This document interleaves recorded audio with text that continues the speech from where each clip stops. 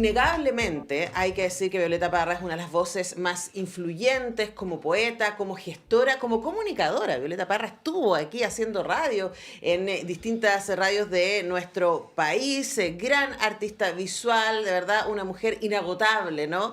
Y por eso su figura va a ser el centro de la conversación que abre la segunda temporada de Genios Chilenos, este ciclo de encuentros que organiza el Centro de Estudios Públicos y que se inaugura hoy día a las 18:30 horas, ahí en la casa del CEPE Monseñor Sotero Sanz 162 en Providencia, y que va a tener al escritor Rafael Gumucio conversando con nuestra invitada, la gestora cultural, experta en patrimonio y quien fue la primera directora del Museo Violeta Parra, que lo dirigió entre 2015 y 2022, Cecilia García Huidoro. Cecilia, ¿cómo estás? Muy bien, feliz de estar acá contigo, Antonella. Bueno, un placer recibirte acá en la radio nuevamente para hablar de Violeta Parra, ¿no? Y esta idea de lo inagotable. Y yo pensaba, Cecilia, que esto va a ser una conversación que probablemente durará una hora y media. ¿Cómo hacemos para meter en una hora y media toda la genialidad de Violeta? No, es imposible, pero el formato tertulia, el formato conversación creo que es el ideal para hablar de Violeta Parra, a diferencia de una conferencia o algo que uno tiene que ir a escuchar, porque está tan arraigada en nosotros, en la interpretación que cada uno tiene su propia Violeta Parra, que esos sentimientos tienen que salir y este formato es el ideal. Bueno, ahora, tú has trabajado por muchísimo tiempo desde el museo, pero también fuera de la figura de Violeta Parra. ¿Qué es lo que a ti más te entusiasma de su obra? Bueno, yo recuerdo de haber tenido 10 años cuando vi en el canal de la Universidad de Chile a esta figura cantando. No me acuerdo nada, lo único que me acuerdo es la impresión de ver una mujer con una guitarra cantando algo sublime, y desde ahí me quedó para siempre. Yo he sido siempre muy amante de la cultura popular y especialmente de la música popular, y muy concretamente la cueca, es donde más me he metido. Por lo tanto, en ese mundo Violeta Parra es la figura principal, es la figura mayor, la que nos inspira. Yo creo que lo que nos inspira en ella no es solamente la parte intelectual, la parte racional, sino que siempre llega y pasa por el corazón, y pasa por el corazón desde la tierra en la cual vivimos, porque su identidad está totalmente ligada a la tierra, a lo ancestral. Pero por eso mismo es universal, por eso funciona en cualquier lugar y en cualquier tiempo, porque todos tenemos ese gen primigenio que nos lleva hacia las culturas rurales de la tierra. Claro, ella de alguna manera trabaja este puente, ¿no? Y hace un ejercicio que es muy lindo, que es ir a escuchar. Claro. Y a mí, cuando me nombraron presidenta de la fundación del museo, fue como, ¿qué sé yo de Violeta, no? Y por supuesto, uno ahí contrasta la experiencia, esta Violeta que todos tenemos de alguna manera porque nos ha rodeado, porque están presentes. Y luego cuando me puse a estudiarla, a leer biografías y libros de entrevistas y otras cosas que se han publicado sobre ella, a mí me sorprendió, por ejemplo, el lado Violeta comunicadora. Claro. El que ella tuviera programas de radio, el que ella difundiera a otras mujeres y celebrara a otros cultores también de los que ella había bebido. ¿Qué podemos decir también de esa área, no? De ella como puente. Claro, bueno, y como gestora, yo no conocí una gestora, una emprendedora más versátil y más eficiente que ella.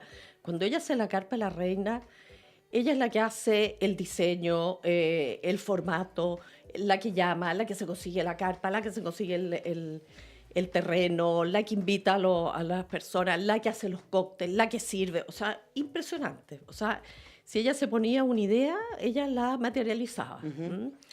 En ese sentido también es una gran emprendedora, debería ser un ejemplo para los grupos de emprendimiento y de comunicación. Para ella era lo principal. De hecho, al final de su vida, ella dice, cuando le preguntan con qué se quedaría, si con la cerámica, si con la pintura, si con la música, con la poesía, y ella dice, yo elijo quedarme con la gente, porque esto es lo que a mí me mueve. Entonces, el aspecto, como tú dices, de comunicadora es fundamental para comprenderla. Claro, y además que viene una comunicación de la experiencia, ¿no? Antes de la carpa ella hizo fondas, gestionó la posibilidad de que la gente se pudiera encontrar y pudiera beber de eso. Ahora, como primera directora del Museo Violeta Parra, te tocó junto con la Fundación Violeta Parra crear el museo y hacerte cargo de poner por primera vez a disposición del público las obras de Violeta, las arpilleras sobre todo y la obra plástica, también sus pinturas. Y ¿qué te pasó a ti como gestora y como experta en patrimonio cuando empezaste a hacer dialogar esto que a ti ya te interesaba, como es la Violeta cantora, la Violeta cultora, con esta Violeta artista plástica? Bueno, yo ya traía, digamos, un libro que habíamos hecho con la Fundación Violeta Parra, que se llamó Obra Visual, y también gestionar la exposición en el Centro Cultural Palacio de la Moneda. Ese era el aspecto menos conocido de Violeta y por eso me interesó mucho también mostrarlo, porque es muy raro que una persona destaque en todas las manifestaciones artísticas y en todas descolle de la misma manera. Hoy día, cada día está siendo más reconocida como artista plástica, como artista visual, pero es lo que menos estaba internalizado. Entonces, el tener un museo, primero dedicado a su figura, tener un museo de una mujer, eso es algo que no es muy común. Hay pocos países que tienen instituciones dedicadas a una sola mujer. Y yo por lo menos hago feminismo desde el patrimonio. Nosotros tenemos acá un museo Gabriela Mistral y tenemos ahora un museo Violeta Parra y también en Chillán un museo Marta Colvin. Fantástico. Perú no tiene a nadie, por ejemplo. México tiene un museo Frida Kahlo, un museo Leonora Carrington. Entonces me parece fundamental reconocer el legado de mujeres a través de instituciones que perduran. Entonces eso para mí fue espectacular.